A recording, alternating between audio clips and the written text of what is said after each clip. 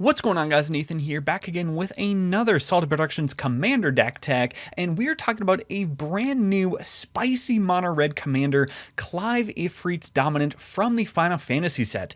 Clive is a 6-mana 5/5 human noble warrior. When ETBs, you may discard your hand, then draw cards equal to your devotion to red, and we can pay 6, tap him to transform him into Ifrit, Warden of Inferno. Chapter 1, it fights up to one other target creature. Chapters 2 and 3 add 4 red mana, and then after Chapter 3, it does transform back into the Clive creature and trigger that ETB once again. Clive is an excellent mono red commander, one of the best, I would actually argue, because it's the first time we've really seen a 6-mana draw 10 to 15. On average, I've experienced around 12 cards upon ETB, if the 99 is built correctly. So the fact that mono red in the past has struggled with card advantage has been completely remedied by Clive sitting in your command zone basically as a 6-mana draw 12, which is pretty ridiculous.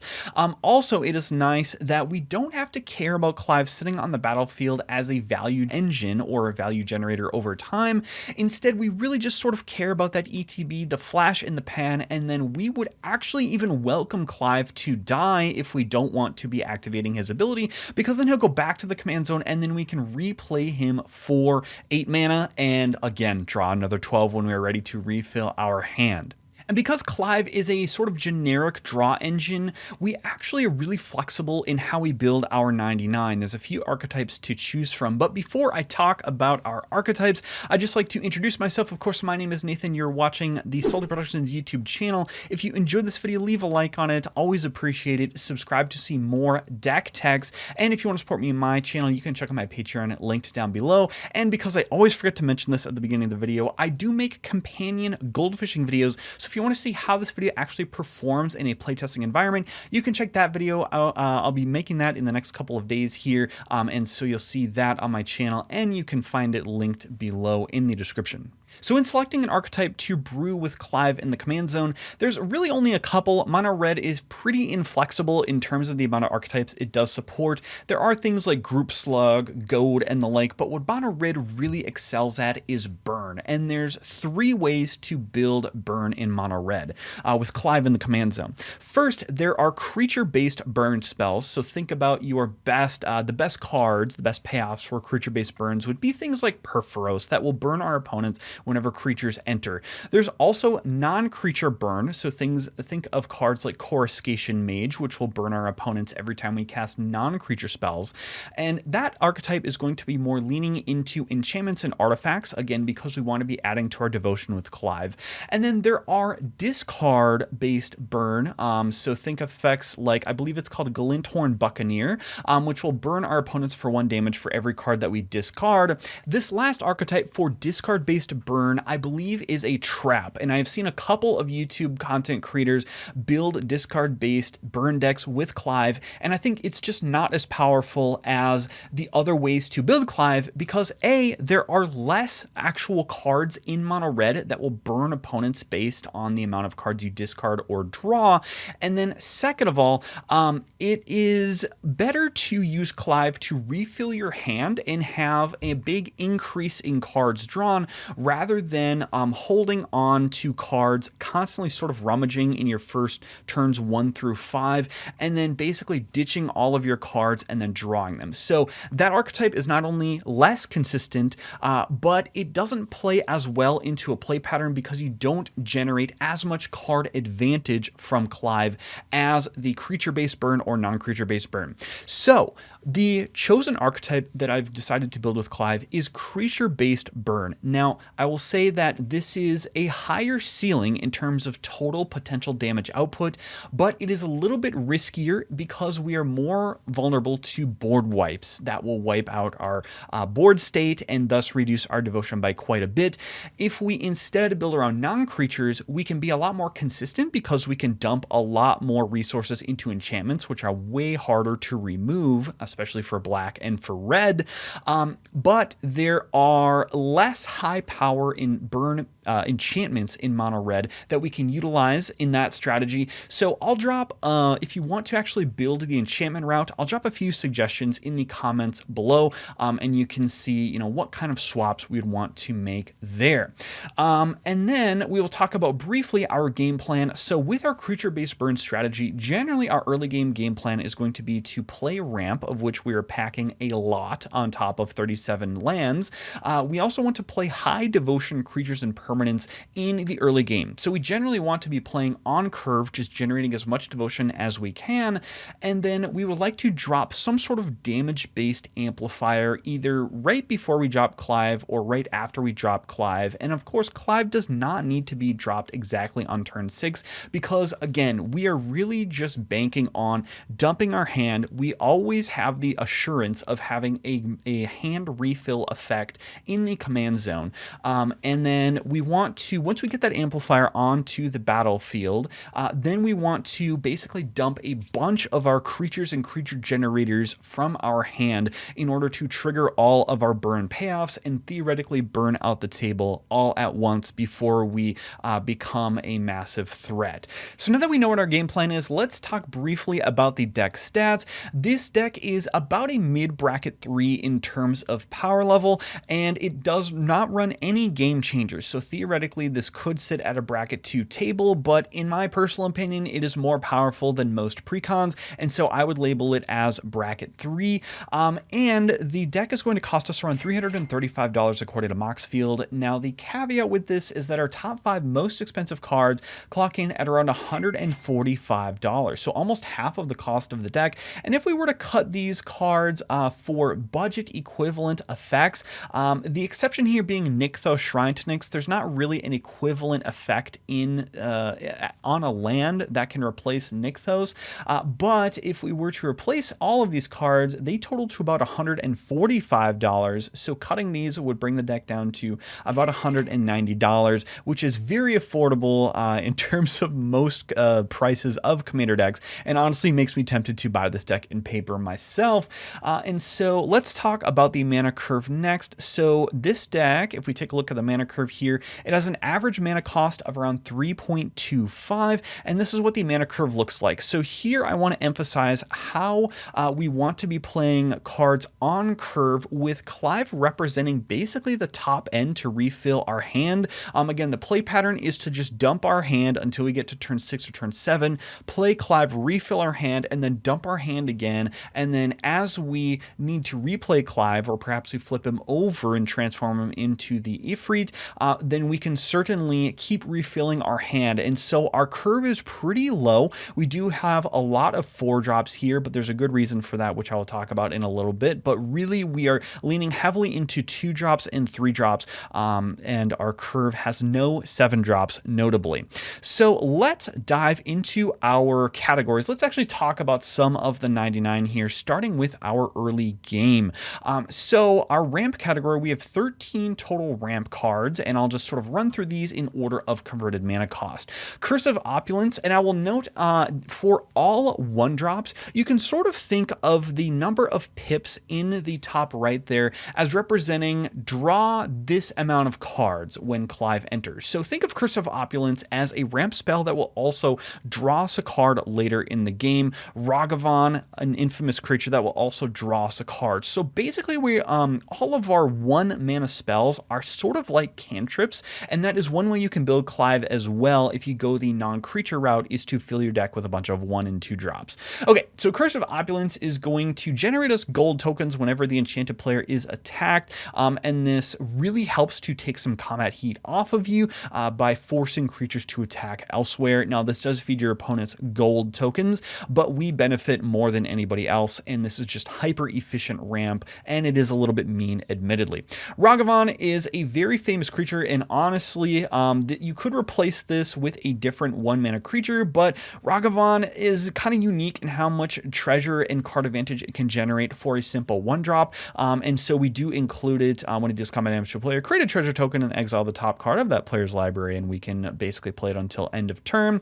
We are running 1 Soul Ring, and honestly, I was really tempted in brewing, because I brewed this deck for like 6 to 8 hours. I was agonizing over cuts for this deck. I was actually even considering Soul Ring to run something like a Glittering Stockpile just to increase the devotion, but really Soul Ring is sort of irreplaceable for how much mana it generates, and generally the bottleneck for this deck is in mana generation, and Soul Ring is the best in class, and so I couldn't cut Soul Ring within the deck. Generous Plunderer is going to have 1 pip, and it's going to be a creature, so again, heavy emphasis placed on creatures in the deck. It really, there has to be a unique ability on a non-creature within this deck to make it, so we're really trying to run as many creatures as possible. This is going to make us treasure tokens, and it gives us political bargaining power to save the mana screwed player, so you can definitely eke out extra favor with this ability for creating treasure tokens for your opponents. And then when it attacks, it deals damage to defending player equal to the number of artifacts they control, which we really care about because we're going to be amplifying a lot of our damage dealt, and we are going to be wanting to hate on artifacts because artifact decks are incredibly powerful. We are running a Ruby Medallion because it is simply the most efficient spell in its slot in a monocolored deck. Runaway Steamkin will also ramp us and sort of store mana for us for use in the late game, which is when we really want to be storming off. And almost all of our spells are red, so we get as many counters on this as whenever we can cast spells, essentially. And then we have Sunset Strike Master, just a basic 2 mana red mana dork that doesn't ask anything else from you, and it can get rid of a flyer in a pinch. Thought Vessel is here to remove our max hand size, and again, we are running all of the remove max hand size effects besides Library of Lengths. We are running Thought Vessel, Decanter of Endless Water, and then also Reliquary Tower as well. Wily Goblin is here for pip generation. It will ETB make a treasure, so this is just something to play on curve on turn 2. Cursed Mirror is pulling double duty here because not only does it generate us a pip, it is also a mana rock, and it can copy Clive if we do happen to draw this in the late game. So just a lot of value going on here with Cursed Mirror, and one of the best ramp cards in the deck. Decanter we already touched on. It is a little bit inefficient, but again, the deck really wants to remove its max hand size, which you'll find out in my gold fishing video. The Fire Crystal is interesting because not only does it have 2 red pips to increase our devotion, but the ability to create a token that's a copy of a creature will help us to clone Clive if we have nothing else to do and we need to refill our hand. So this is going to bring us a ton of value by being able to clone our commander. And then Neheb is another infamous commander payoff here. It's going to add red at the beginning of our post-combat main phase for each 1 life our opponents have lost this turn, and this will routinely produce 6 to 8 mana in your second main phase. Let's talk about some of our core burn package here, which I probably should have started with. Voldaren Epicure, once again going in order of mana cost here, is a 1-drop. It's going to enter, it deals 1 damage to each opponent and create a blood token. So this card doesn't seem like it would do a lot on the surface, but it's really doing a couple of things. First, it's going to just deal 1 damage, which can be amplified often up to 2, 3, maybe even 4 if we have multiple amplifiers on the battlefield and this is drawn in the late game. It is hyper efficient because, again, in costing only 1 pip, it will draw us a card later. It is a creature, triggering all of our creature-based burn synergies, and then the blood token itself can help us to find more lands in the early game, which I found that the deck can sometimes struggle with having only 37 lands, but generally we're able to smoothly draw the lands. It's just that the deck is not running that many 2-mana draw 2s, 3-mana draw 3s, not only because they don't really exist in red, you have to delayed impulse draw, and that's because really our card draw is so focused on Clive in the command zone that we don't need to run as much draw in that respect. So Voldaren Epicure doesn't seem like it's doing a whole lot, but it's going to basically fix our early game if it's drawn in the early game, and it's going to be just another creature that we can play in the late game, and so we do run it. Impact Tremors is going to be a classic burn payoff here. We'll burn our opponents for 1 every time a creature ETBs. Price of Progress is doing too much to not include here. If we take a look at our mana base, actually, let me touch on the mana base really quickly because this is actually integral to several cards within the deck. Where are my lands? we are running 27 total mountains here. So and that's intentionally for cards like Price of Progress, and then Burning Earth we'll talk about in a moment. But we're really only running a few non-basics. We're giving up a lot of utility in our mana base so that we can play our high devotion red pip intensive cards on curve, and then also so that we can avoid burning ourselves in our core burn package. So Price of Progress doing a ton of work here. And also, it is instant speed, which is really nice. Razorkin Needlehead is going to be dealing a ton of damage and also is a double red pip, so just so much synergy, absolutely slam dunk in this particular deck. General Crete is going to burn our opponents for 1 every time a creature enters, and it can also make creatures itself, so just a ton of synergy here with General Crete. Gleeful Arsonist, this one I could definitely see cutting. Whenever an opponent casts a non-creature spell, Gleeful Arsonist deals damage equal to its power to that player. This is a way to stop your opponents from storming off, particularly against storm decks or any sort of artifact or enchantress style of decks. This could be a flex slot depending on what's in your meta, but I wanted to hate sort of on artifact and enchantment decks in this particular slot, but you could replace this with something like a smoke, for example, to give the deck a little bit more protection while generating more pips. Molten Gatekeeper is going to be another Impact Tremors effect, but it can be played from the graveyard, so extra synergy there. Repercussion is an interesting card here. Repercussion actually has extra synergy in this deck because all of our mass disruption and removal, of which we are running a lot within the deck, in order to stave off all of that creature hate, being because we are a burn deck, we generate a lot of hate at the table. Whenever creatures dealt damage, Repercussion deals that much damage to that creature's controller. We really like this because when this is on the battlefield and then we have an amplifier on the board, let's say a City on Fire, which is going to triple up our damage from our sources we control, then if we were to cast something like let's jump to Calamity of Cinders, for example. This will deal 6 damage to each untapped creature. Now, if Repercussion is on the battlefield, that initial damage source will be increased to, we'll call it 18 if we have a City on Fire on the battlefield, and then that will then increase another X3 with Repercussion to then deal 18 times 3 to our opponents. So it's sort of like a mini combo piece if we can deal a bunch of damage to a bunch of our opponent's creatures on the battlefield, and we are running a lot of damage dealing creatures, as we'll see in the removal and mass disruption sections.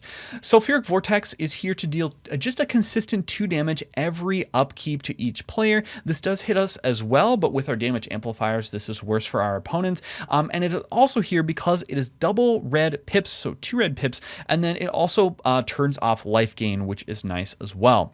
Witty Roastmaster is going to be another Impact Tremors creature. Agate Instigator, another Impact Tremors creature, which is even better because if we pay the Offspring cost, we do get a token copy of this creature, which does retain the pip value. So with the Offspring cost paid and both this and the token sitting on the battlefield, that is 2 red pips counting towards Clive's ETB, and it's going to be basically two Impact Tremors when both creatures are on the battlefield, which is very good.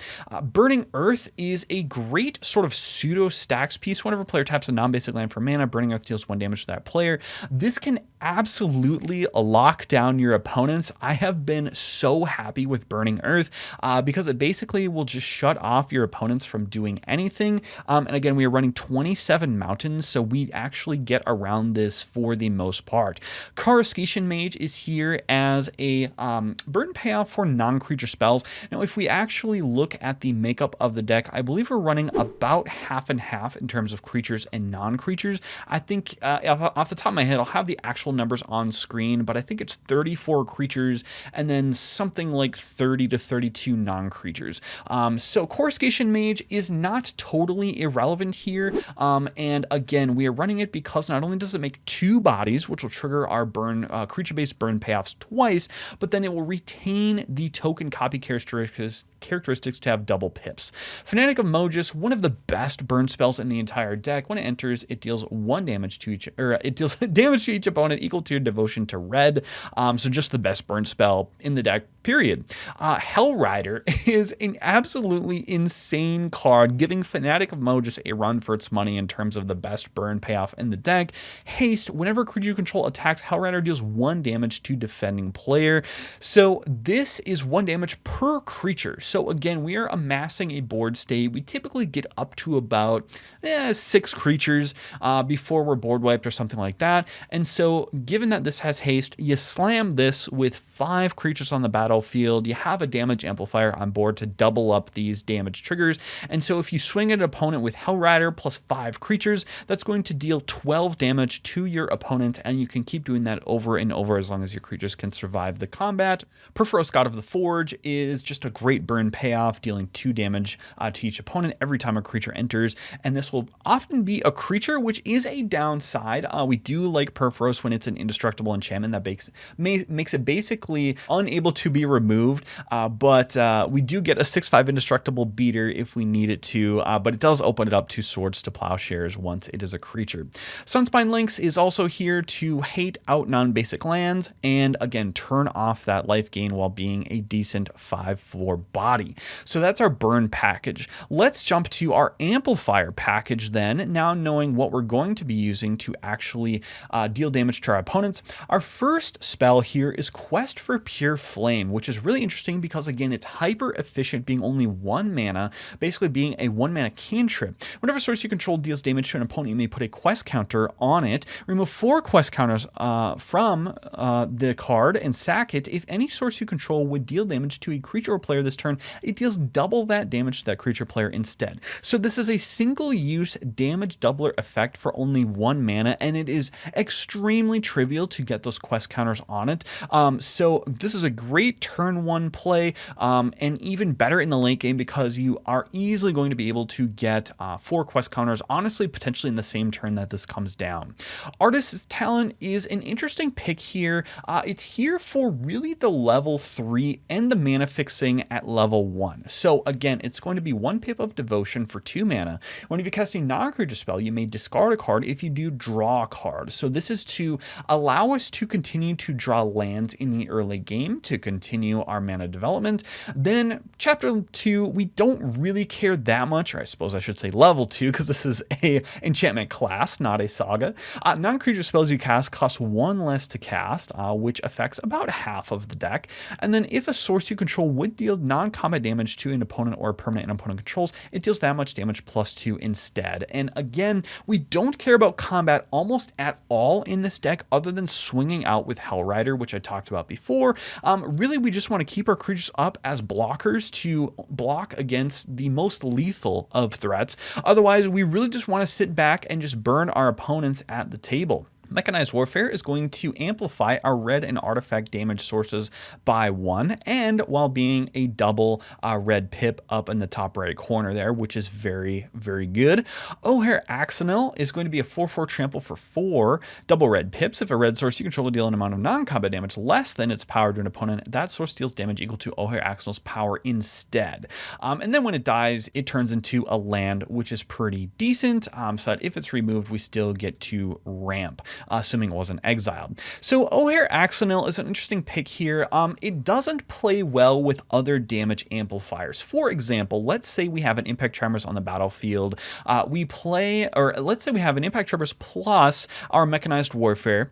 Then we play an O'Hare Axonil. So the Impact Tremors will trigger. Mechanized Warfare will increase it up to 2. And then O'Hare Axonil will then see that the damage there is less than its power, and so will increase from 2 to 4. Because the opponents get to control the amount of damage that's being dealt, basically the rules work such that the permanent or player being affected by the spell gets to choose the order in which that math is applied. O'Hare Axonil will sort of cancel out the effects of other amplifiers if the total damage is less than O'Hare Axonil's power. However, I still run O'Hare Axonil because let's say that in our Mechanized Warfare example, the damage is boosted to 2. O'Hare Axonil is still saying we're going to increase that even more to 4, right? So it's still doing something, but it's not. If we have enough amplifiers on board, and now each creature entering with an impact tremors will deal 6. Maybe if we have, a city on fire with another, I don't know, triple or something like that. O'Hare Accidental isn't doing anything, but I would still argue that it's still good enough to run in the deck, because even if this is your first amplifier, to have or to be able to deal 1 damage to each opponent and have that 1 become 4 is so good that we still run it anyway. So that's why we run O'Hare Accidental, and it is an emergency ramp piece once it is removed off the board as well.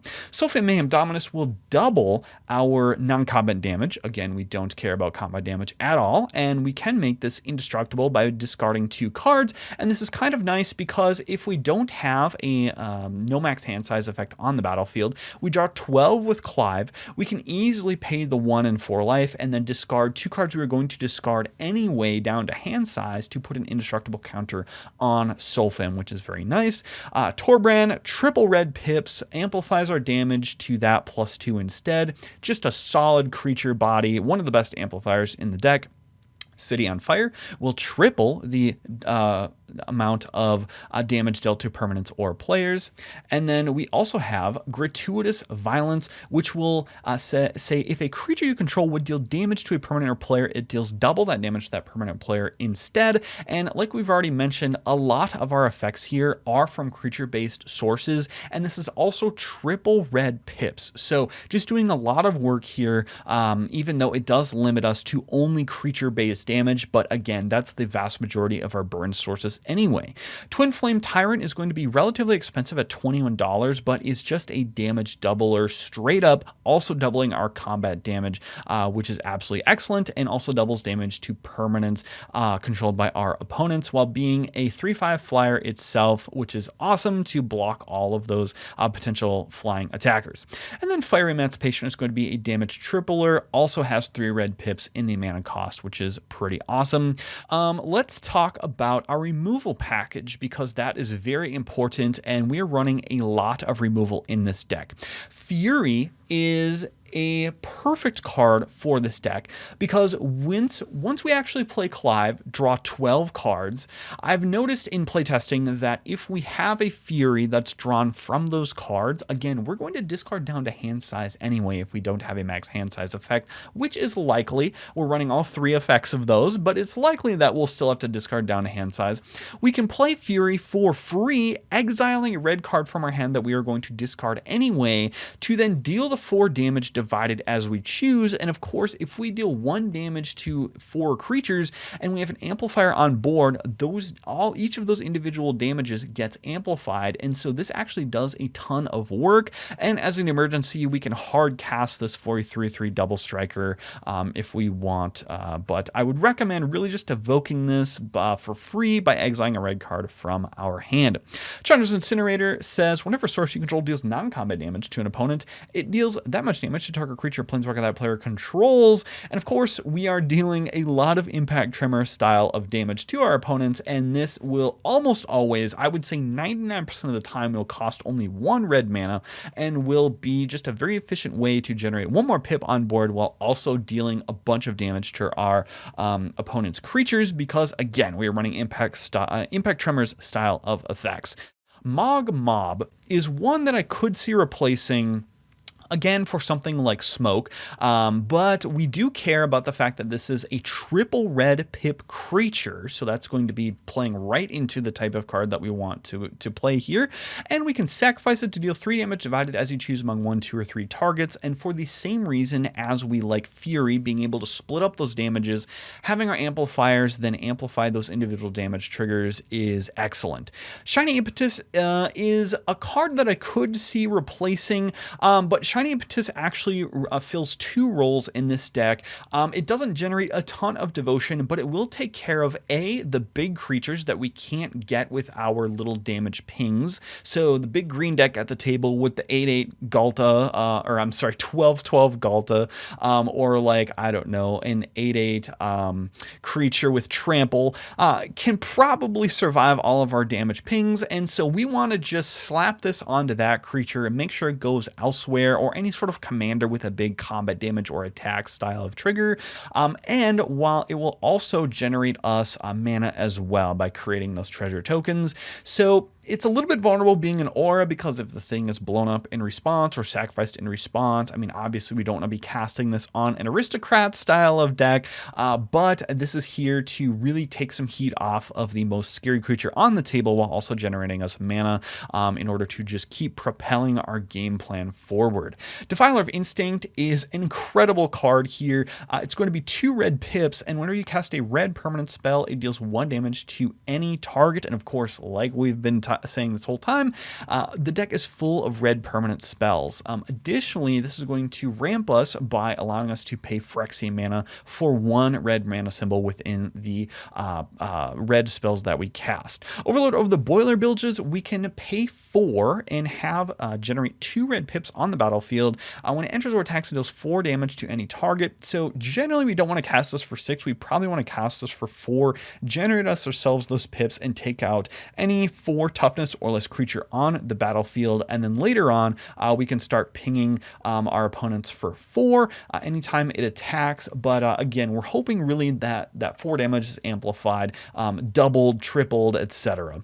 And the fact that it can also target our opponent's faces is awesome. The Flux is here to do pretty much everything. This is such a good saga. It generates us 2 red pips. It removes a creature off the battlefield, chapter 1, immediately. Then it will solve our land drops in the early game by exiling the top card of our library and allowing us to basically impulse play that card for the turn. And then on its very last chapter, we'll add 6 red mana. Who knows if you actually get to chapter 6, but the fact that this not only removes a creature, but then draws us cards afterwards while also being a permanent that adds to our devotion is such great synergy. Noise Marine is here. This is one card I could potentially see cutting. Again, if you want to jam more like protection, maybe you could look at like Khazul, Tyrant of the Cliffs for some protection, or again, I'm going to mention Smoke. You can tell that Smoke mentally is the 101st card in the deck in my opinion, but Noise Marine is here particularly because it has Cascade, so that not only do we generate us, it's 1 pip, that's okay at 5 mana, not great, but the fact that it has Cascade and theoretically we will then cascade into another creature means that we're going to have 2 creature bodies enter, triggering our burn payoffs twice, having 2 creatures enter the battlefield, and then it will also hopefully remove a utility creature because it will deal damage equal to the number of spells you cast this turn to any target, and of course the Cascade spell resolves first, so the bare minimum that value would be when it ETBs is 2, and hopefully we are going to be amplifying that up to 6 or something with a tripler. Then we have Terror of the Peaks, one of the most expensive cards in the deck, but this could be replaced with something like a Warstorm Surge. But honestly, this is a creature itself, is a 5/4 flyer, adds 2 red pips, and then burns our opponents anytime creatures ETB under our control, which is very, very nice. So let's jump to our Mass Disruption category because those are more targeted removal spells. We actually want to touch on our big board-wide removal spells. Spiteful Banditry is very flexible because it can be, we're actually happy to cast this for X equals 0 to generate ourselves 2 red pips in the early game, but this will deal X damage to each creature when it ETBs, so we can control that amount of damage. If we don't want something like a Torbrand to die, which has 4 toughness, we can cast this for 3.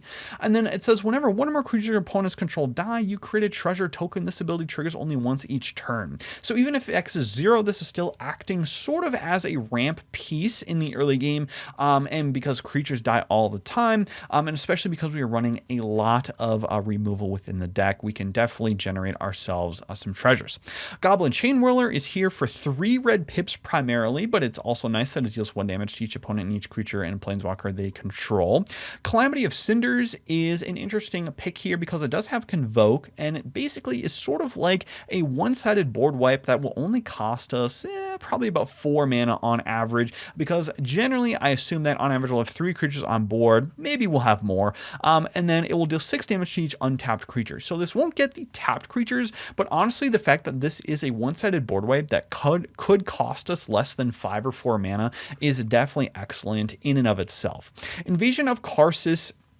This one I could potentially see cutting because it will deal 3 damage to each creature and each planeswalker, regardless of kind of whether it's our board or our opponents. So that part kind of sucks. But what we actually really play this for is not only is it nice that again it's a permanent and it's 2 red pips. I feel like I'm a broken record saying that.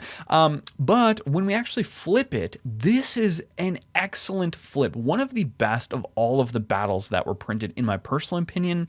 It's a 4/4 with ward, pay 2 life. Whenever you cast a spell, Refraction Elemental deals 2 damage to each opponent. So while our opponents actually control the battles, I should add, this still counts towards our evotion. Or I should say, they don't control the permanent, they defend the battle, but we still control the battle. So this still is going to add to our devotion count, but it's only a measly 4 damage to flip this battle. And often I've seen in Commander, you can sort of negotiate certain attacks to flip your battle here. So it might be an uphill battle because, again, being the burn deck at the table, we are probably going to be the arch enemy. People are going to be targeting us.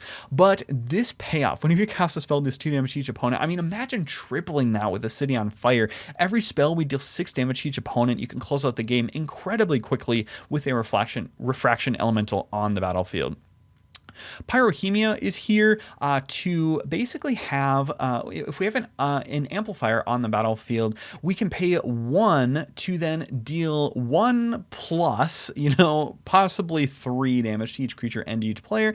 And while this will wipe our own board because it is symmetrical, it's the threat of activation with Pyrohemia that is actually excellent while also generating us 2 red pips. If we have a damage amplifier on the battlefield, we can control the amount of damage that will be dealt to our own creatures so as to minimize the amount of wiping of our own board that we do while also dealing a bunch of damage to creatures on our opponent's boards. So if we only pay 1 and we have like a Torbrand on the battlefield, for example, then we would only do 1 to our creatures but 3 to our opponent's creatures, and so it's very good that way. Volcanic Torrent is similar to that Noise Marine. It's going to cost us 5 mana, does have Cascade, and it deals X damage to each creature and planeswalker your opponent's control, where X is number of spells you've cast this turn. So even if this is, X is only 2, that's still good because we are theoretically cascading into a creature, which will increase our devotion. And this is only a 5-drop, so it will come down before we cast Clive. Again, always paying attention to how much devotion we can generate. And the cascade, if we cascade into a creature, it's going to trigger all of our burn-based payoffs there, while also wiping a decent portion of our opponent's boards, utility creatures, and the like. So Volcanic Torrent, very good card here within the Mass Disruption category. We are also running Inferno Titan, which is a creature and an absolute classic in the Commander format. When ETBs are attacked, it deals 3 damage divided as you choose among 1, 2, or 3 targets. So again, for the same reason we talked about with Fury, those individual damage pings, if they're spread out, can be amplified by our amplifiers. And then we are running Mizzium Mortars to deal for 6 mana to deal 4 damage to each creature we don't control. We are running 1 sort of miscellaneous spell here, Mana Geyser, just because Mana Geyser straight up wins games. And you could possibly, if you wanted to generate like more card advantage instead of a ritual effect, you could replace this with a Jessica's Will. But Jessica's Will is a game changer, and I just think it's kind of boring. All right, so then let's review anything we haven't touched on. Oh, so our clone category. So Jaxus the Troublemaker is an interesting clone if we have Clive on the battlefield, or if we just want to clone another creature that's on the battlefield to pump up our damage. Generally, we want to blitz out Jaxus because basically it says, okay, for 3 mana, you increase your pips by 1, which I guess doesn't matter for blitzing it because it will die at the end of the turn. But let's assume that we have Clive already on the battlefield. We can then tap it because it has haste, discard a card to then copy Clive's ETB, draw us a brand new hand, and then that creature will die in addition to Jaxus dying on end step to then draw us an additional 2 cards, which is awesome. So, if we want to cast Jaxus, we have nothing to do. Hard cast for 4, great, but most of the time I think we're going to be blitzing this out with Clive already on the battlefield, and again, that's going to generate 2 creature ETBs, one with Jaxus itself, the other with the copy, which will then trigger our burn payoffs twice.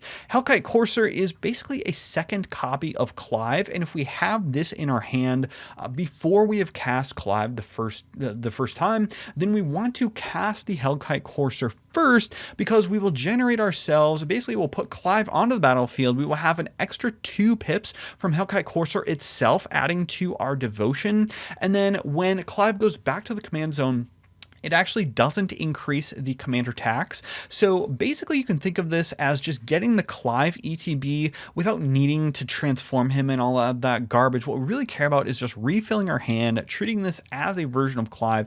Clive will go back to the command zone, we can dump our hand again, and then we can replay Clive for 6, theoretically, if it hasn't been cast yet in the game.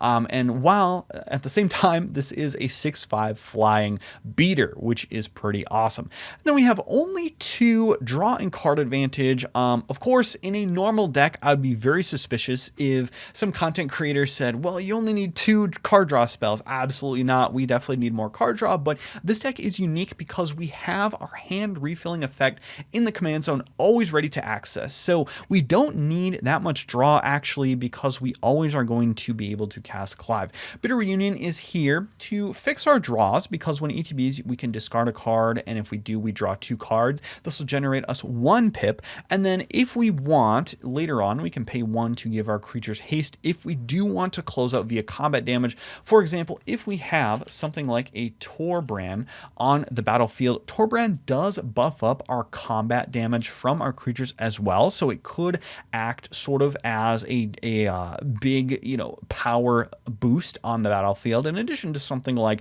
a City on Fire, which will triple all of our damage. So that's why we are running the Bitter Reunion there as a potential late game haste enabler. Then we are running Count on Luck. 3 red pips to basically be a bad version of Phyrexian Arena, but it's going to be here really for the pip generation and to always fix our lands. So I found Count on Luck to be a very, very valuable include in the deck, and one of the best spells to see in our opening hand, because it will basically guarantee that we get to the number of lands necessary to cast Clive.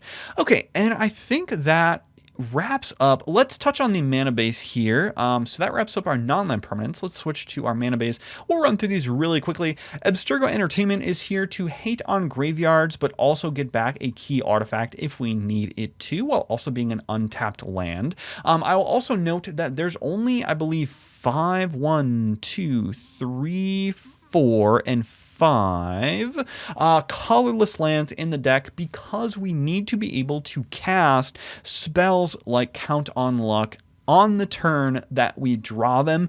So we really need as many red untapped sources as we can. And so we do run a lot of basics from the mana base, also to avoid certain things like Price of Progress and Burning Earth.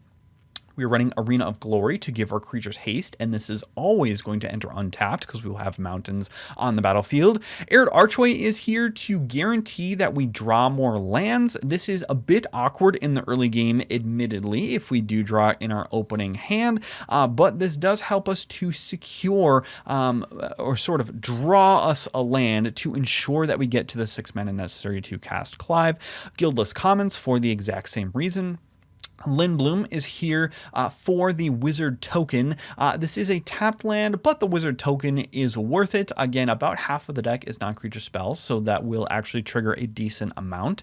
27 Mountains, we're running Nykthos Shrine to Nyx because it is the best land in the deck. Reliquary Tower to remove max hand size, and my goodness, I hate that white border. I need to switch that printing.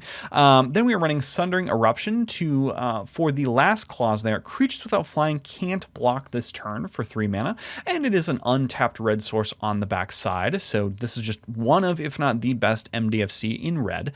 Valakut the Molten Pinnacle will deal a bunch of damage to our opponents because whenever a mountain enters the battlefield under your control, if you control at least 5 other mountains, you may have Valakut deal 3 damage to target creature or player.